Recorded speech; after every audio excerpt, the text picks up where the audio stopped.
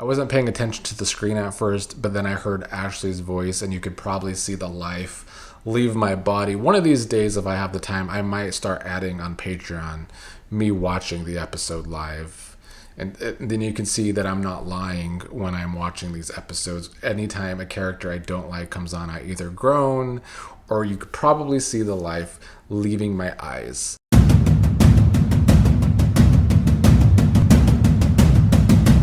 What is up, Beyond the Gates fans? Here to talk about today's Thursday episode of the show, January 29th. And, we had a streak of 7 solid episodes. I fear that streak came to an end today. Today's episode was not my favorite by any means. We had a lot of Ashley, we had a lot of Derek, and that's never a good thing. But I guess there was a couple of strong points to today's episode, but it was just not as strong as the 7 that came before it. In fact, those last 7 episodes were the strongest stretch of episodes in months. But I guess something had to give at some point. Like I said yesterday, around 40% of you are subscribed to the channel. So the 60% of you guys that are not subscribed, please do subscribe to the channel if you watch my Beyond the Gates videos. Let's start with the positives. I do think the characters of Hayley and Bill were the positives in today's episode. Maybe not necessarily their scenes together, because it is getting a little redundant. We get that Hayley is like playing the jealous wife still to keep Bill unsuspecting that she's poisoning him. And that's basically what happened with their scenes today. He started the episode talking on the phone with Chelsea. Chelsea was working on her purses for Chelsea Cat, and Bill got her a meeting with Lauren Fenmore, a Young and the Restless character, and he got that through Michael, another Young and the Restless character who's a lawyer. There is this big apparent Young and the Restless crossover happening, but that's not until the distant future. And I guess it's actually going to be a multi-episode crossover, unlike the first time. So that might be interesting, but I don't think it's till like summertime. And I don't think it has anything to do with this Chelsea Cat storyline. But anyway, while Bill was on the phone with Chelsea, he somehow got to talking about fashion, and he brought up that he was once married to one of the most beautiful fashion models on the planet. That's of course when Hayley walked in, and Bill had to try and tell Hayley that it was a misunderstanding. She didn't get the context. Hayley played it smooth, saying that Bill was just making up ground with one of his kids, and that's why he said it. Hayley wants them to spice things up because things have been not so great for them lately. So she wanted him right there in the office. Of course, Bill was not going to go for that and stopped it, which gave Hayley some time to make one of her poison teas for Bill and say that she wants him in top form tonight. But when they were apart, we got to dive more into Bill. And Bill has become a character lately who is really reminiscing with the past. And it is kind of like a character who could be on the verge of death. And, we know Hayley is poisoning him. Now, do I think the show is going to kill off Bill? No, of course I don't think that. And nor should they kill off Bill. He's one of the show's best male characters. It's basically Bill and Andre, honestly. And I get that Bill's the bad guy and all of that, but he's still a great character to me anyway. But all this reminiscing today with Vernon, I don't know if it's Bill actually feeling guilt for the way he broke up his marriage to Danny, or if he is really just missing Vernon as a father figure. We got a flashback today of a time when Bill and Vernon were talking about his father, who was not his real father, who was not a good father figure, and he was thankful for Vernon in that flashback. And apparently Bill spent one last good day with Vernon before announcing the news that he was actually leaving Danny, and I think Vernon still feels some kind of way about that. So Bill learned today that Vernon is still not forgiving him, and that doesn't help Bill's melancholy state of mind lately. And then during those scenes, Bill also wasn't feeling well, so maybe this slow ass poison is finally taking its effect on Bill.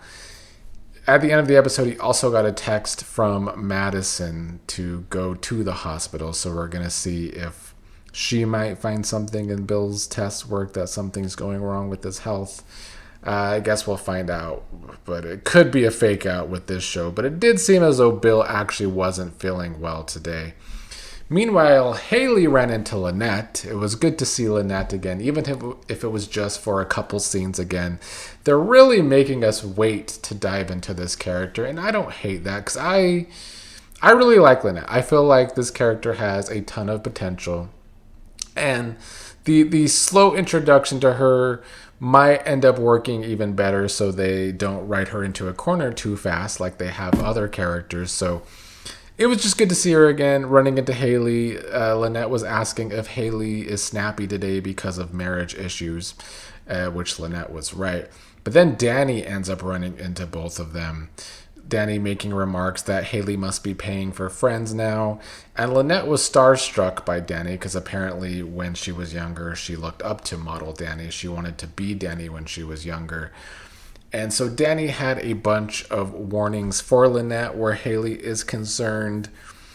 Still very intrigued how Lynette is going to play into this storyline where Hayley and Randy are trying to swindle Bill out of money by poisoning him to death. And I think Lynette could be a foil to the story, or she could want in on the scheme since they all used to work together in the future. Either way, Lynette is a good character. Unfortunately, that was kind of all that was good about today's episode. We had Eva meeting up with her mama, and they just kind of talk about the same things a lot. They bicker that Eva might suspect that Leslie is up to something. Eva doesn't buy that Leslie woke up so happy today. She must be up to something. Leslie talks about how she wants to lock down the man of her dreams.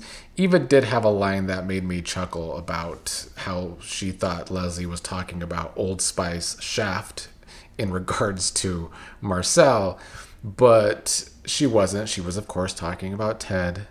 She's saying that right now Marcel is just to scratch an itch, and obviously Leslie is keeping Marcel around for other purposes because he's a cop and she might need that at some point.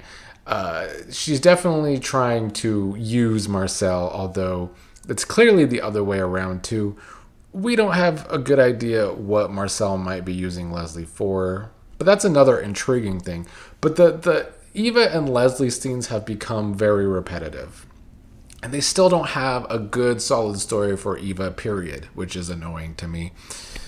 Anyway, Eva learned that Leslie is trying to do something to Shanice now that Shanice is getting close to Ted, but it's Eva's fault for running her big mouth to her mama per usual. They just have this cycle where Eva tells Leslie everything, even thinks she shouldn't tell Leslie because Leslie will spiral and do something, but then she says it anyway, but then she wants to try and reprimand her mom, and they go nowhere. These characters together are really going nowhere. They've also ran out of things to talk about as mother and daughter.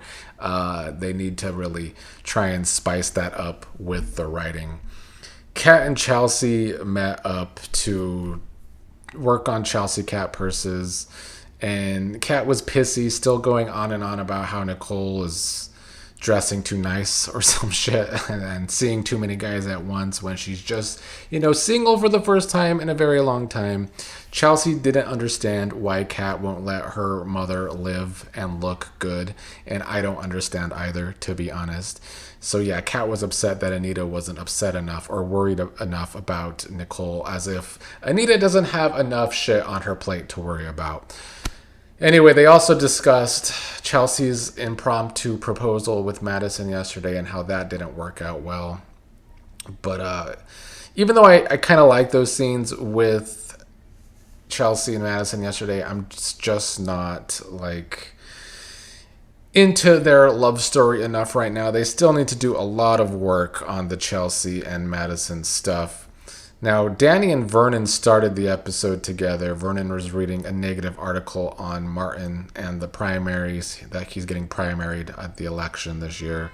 But then later, Danny met up with Izaiah, and she had a proposal for him to make more money as a model.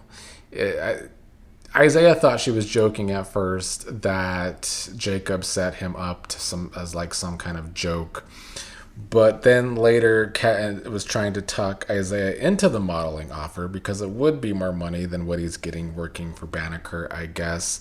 And then in came Eva to see that Izaiah and Kat were laughing together. So I guess Kat might be the drama in Izaiah and Eva's relationship, but that doesn't really work for me, brother. So I'm not looking forward to that. If that's the drama, if that's the obstacle for Eva and Izaiah, they can save it, really, because I've complained for months now. I am sick of the Kat and Eva rivalry. It's gotten redundant. They have not had good writing for this rivalry since the Tomas shit. Why would another triangle make it better? I just don't see that happening, unfortunately. And lastly, I suppose we'll talk about Derek and Ashley and Grayson. I suppose, when I wasn't paying attention to the screen at first, but then I heard Ashley's voice, and you could probably see the life leave my body. One of these days, if I have the time, I might start adding on Patreon me watching the episode live. And then you can see that I'm not lying when I'm watching these episodes. Anytime a character I don't like comes on, I either groan or you could probably see the life leaving my eyes. That's how I felt when I heard Ashley's voice and I see Derek walking into the hospital to interrupt Ashley and Grayson again. Don't know why they continue to put Derek and Ashley in the same scenes. They've gotten the feedback from the fans for almost a damn year now that we don't like it, but they keep doing it. Derek was being a big old asshole today, but it really wasn't even coming off as a tough guy. Derek trying to be a tough guy with Grayson wasn't really working, trying to call Grayson Ashley's rebound boy. And Grayson told Derek that he needs to step off. Ashley calmed Derek down. Derek apologized to Grayson and said he's going through something happened. And even though he and Ashley are broken up, he still wants to tell Ashley about his life, I guess, when something like this happens. Seems as though the firefighters are forcing Derek to retire because of his injury. But the story going this way, in my opinion, still makes Ashley look bad, because the whole problem when Derek was injured and wasn't telling her about the filling in his legs coming back because he wanted it to be a surprise, and I get that Derek was also trying to somewhat be manipulative, but it's not as if he wasn't actually injured. So Ashley acting so concerned about him now, it doesn't really hit at all. And it still makes her look bad for the way that situation turned out, because the truth is, Ashley was really not actually into that relationship with Derek. Never really was. That's why as soon as she broke things off with Derek again, she ran to Andre again. The other problem is I just don't believe that there's just all these guys fighting over Ashley of all people. She's one of the most boring characters in soap opera history. So none of this is just believable. So their scenes today were a big old waste of time.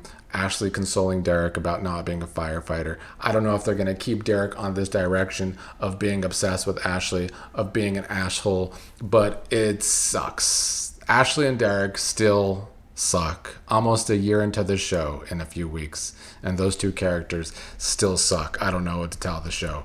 That's just how I feel. So today was a weaker episode compared to the last 7 before it, but I'm hoping that tomorrow will not be a filler Friday and they will give us something good. Fingers crossed.